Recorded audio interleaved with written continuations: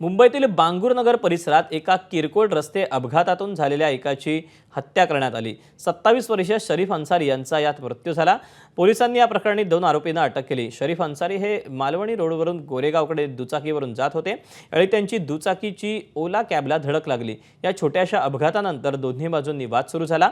रागाच्या भरात मृतकानं हेल्मेटनं कॅबवर हल्ला केला।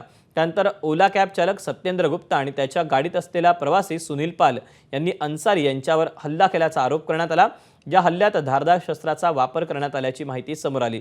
गंभीर जखमी अवस्थेत अन्सारी यांना तातडीनं रुग्णालयात दाखल करण्यात आलं, मात्र डॉक्टरांनी त्यांना मृत घोषित केलं। आरोपींकडे धारदार शस्त्र कुठून आली याचा तपास घेतला जातोय।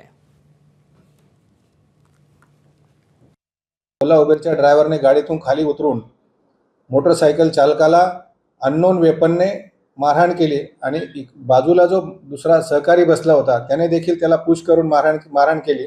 त्या मारहाणीमध्ये तो जखमी झाला। बांगूरनगर पोलिसांनी ओला उबेरचा जो चालक आहे त्याला ताब्यात घेऊन पोलीस स्टेशनला आणलं।